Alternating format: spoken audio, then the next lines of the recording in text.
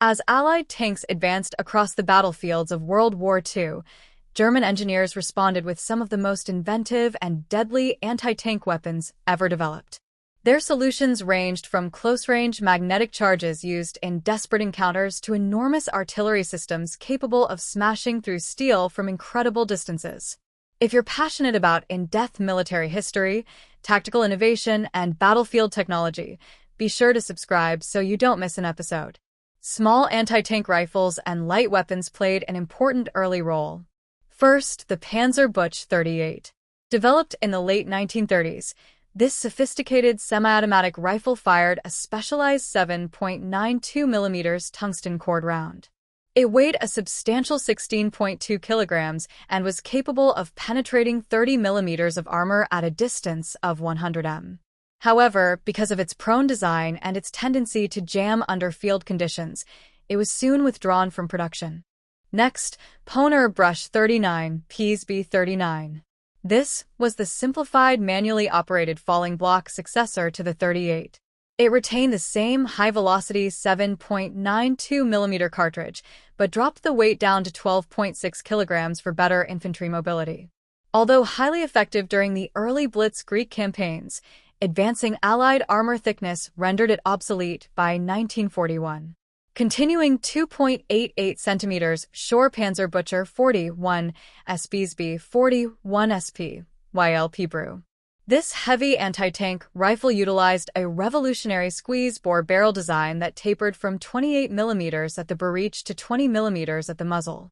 This extreme compression resulted in a blistering muzzle velocity of 400 meters/s. Weighing 209 kilograms on a wheeled carriage, it could easily punch through 60 millimeters of steel at close range. Towed anti-tank guns. Moving on. 3.7 centimeters Baron in 36p. As the standard early war German anti-tank gun, it fired a 37 millimeters projectile with an effective range of 300 m, nicknamed the Dorner by its crews. It famously struggled to penetrate the heavily sloped armor of Soviet tanks. Despite this, its lightweight 327 kilograms carriage made it incredibly easy for small infantry squads to reposition under fire. Next, 5 cm Panzerbarwe Con 38 Paka 38 introduced in 1941 to combat heavier armor. This 50 mm gun fired tungsten cord shells to pierce up to 130 mm of steel. It featured a low-curved gun shield and a lightweight tubular split trail carriage weighing 830 kilograms. It served as a vital stopgap weapon until larger caliber guns could be mass-produced for the Eastern Front. Then 7.5 centimeters Panzer Cannon 40 PAK 40. This devastating 75 mm cannon became the absolute backbone of the German anti-tank forces from 1942 onwards.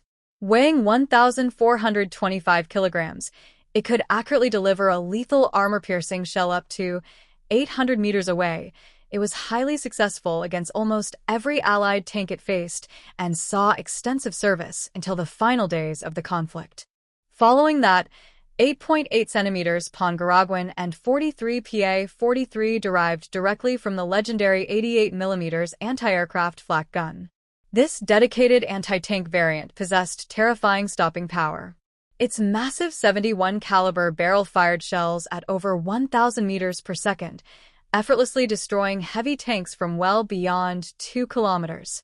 However, its massive 4,380 kilograms weight made it extremely difficult for crews to retreat if their positions were overrun. Furthermore, 12.88 centimeters Baron 44 pack of 44. Designed as an absolute behemoth to counter ultra-heavy Soviet armor, it fired a massive 128 mm projectile. It could reliably penetrate over 200 millimeters of steel at a staggering range of 2,000 m. Weighing over 10 tons, it was a logistical nightmare to deploy, meaning only a limited number ever saw actual combat. Recoilless and rocket weapons, shifting focus, 2.88 centimeters Panzer for 600 PAW 600. This highly innovative late-war weapon utilized a unique high-low pressure system to fire a thin, stabilized, shaped charge projectile. Weighing only 640 kilograms, It was significantly lighter and cheaper to manufacture than standard anti-tank guns of similar power. Its 80mm warhead could reliably penetrate 140mm of armor, making it a highly efficient infantry support weapon. Next, 8.8 centimeters Rosette 10,043 Pupchin translating to doll. This was a closed-breech rocket launcher mounted on a small wheeled carriage to reduce recoil. It fired a devastating 88mm shaped charge rocket with an effective range of 230 m. While highly accurate and lethal, its heavy carriage design was ultimately overshadowed by lighter shoulder-fired alternatives. Continuing Raketen Panzerbuch 43 RPSB 43 Panzer Schreck, nicknamed the Tank Terror, this reusable shoulder-fired rocket launcher was Germany's scaled-up answer to the American bazooka. It fired a massive 88mm rocket capable of defeating 210mm of armor at ranges up to 150 m. Early crews had to wear protective masks and ponchos to shield themselves from the intense rocket backblast. Disposable anti-tank weapons. Ponrost, the advancing 2 Ponerfass 30. This revolutionary single-use anti-tank weapon empowered a lone infantryman to destroy heavy tank from an ambush position. The 30 indicated its maximum effective range of 30 m. Utilizing a preloaded black powder-propelled 149mm shaped charge, it could penetrate 140mm of armor, instantly turning urban environments into death traps for Allied vehicles. Next, Panfer 60. This became the most common and widely produced variant during the later years of the war. By increasing the black powder propellant charge and reinforcing the launch tube, engineers doubled the effective range to 60 m. This crucial upgrade made it significantly safer and more practical for desperate infantrymen engaging enemy armor. Then, Panfos 100 pushing the disposable design even further. This version achieved an impressive effective range of 100 meters.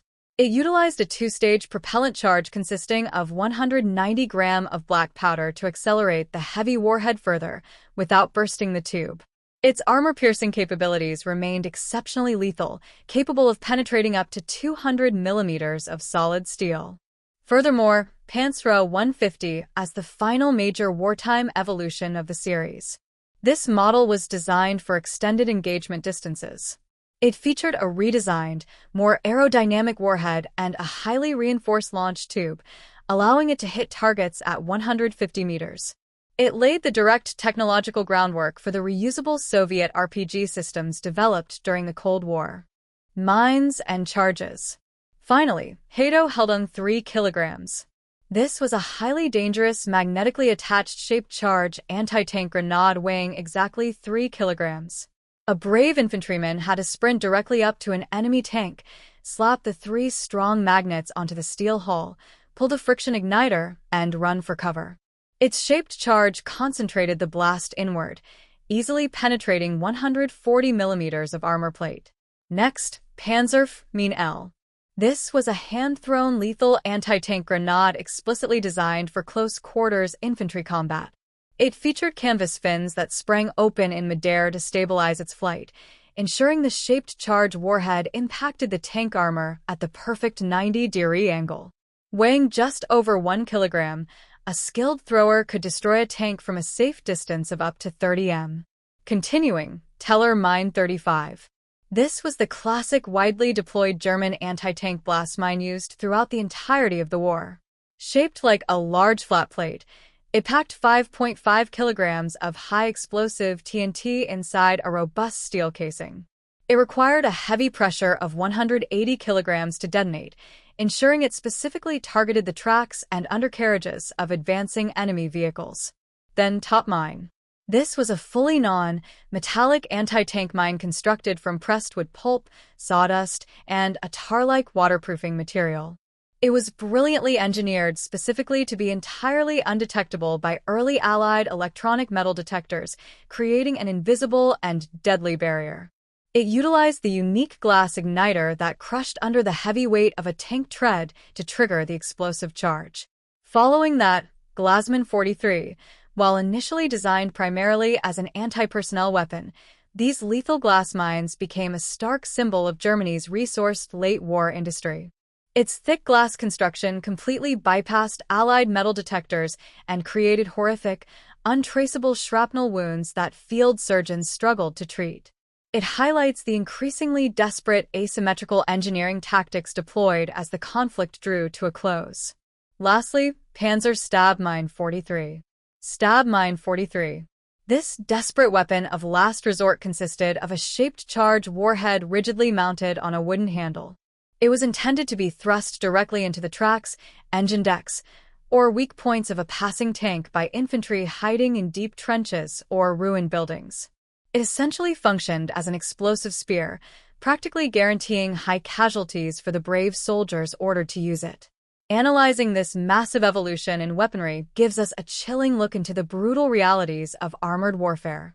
From the early door knockers to the revolutionary pain rust, which of these anti-tank weapons do you think was the greatest threat to the Allies? Let me know your thoughts down in the comments below. Drop a like to support the channel. Subscribe for more military history. And I will see you in the next documentary.